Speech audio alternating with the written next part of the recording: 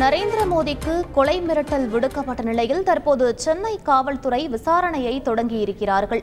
இது பற்றிய மேலும் விவரங்களை எமது செய்தியாளர் சாலமன் சொல்ல கேட்கலாம். வணக்கம் சாலமன், கொலை மிரட்டல் விடுத்த நபர் யார் என்பது தெரிய வந்திருக்கா? முழு விவரங்கள் என்ன பதிவு பண்ணுங்க.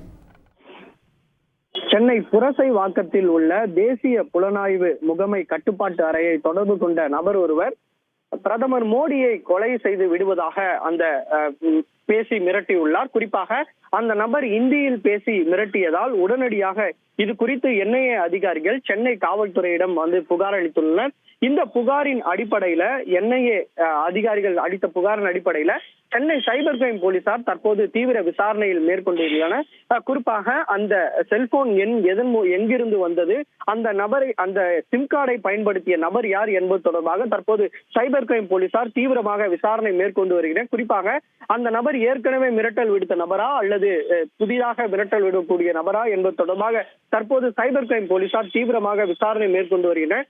குறிப்பாக இந்தியில அந்த நபர் கொலை மிரட்டல் விடுத்துள்ளதால் இதன் பின்னணியில் வேறு யாரானும் உள்ளதா என்பது தொடர்பாகவும் அல்லது வேறு ஏதேனும் காரணத்துக்காக இந்த கொலை மிரட்டல் விடுக்கப்பட்டுள்ளா என்பது தொடர்பாக தற்போது சைபர் கிரைம் போலீசார் தீவிரமாக விசாரணை மேற்கொண்டு வருகின்றனர். குறிப்பாக பல இடங்கள்ல வெடிகுண்டு மிரட்டலானது சம்பவமானது நிகழ்ந்து வரும் நிலையில தற்போது பிரதமர் மோடிக்கு செல்போன் மூலமாக ஒரு இந்தியில் பேசிய மர்ம நபர் ஒருவர் வெடிகுண்டு மிரட்டல் விடுத்த சம்பவம் அப்பகுதியில பரபரப்பை ஏற்படுத்தியது.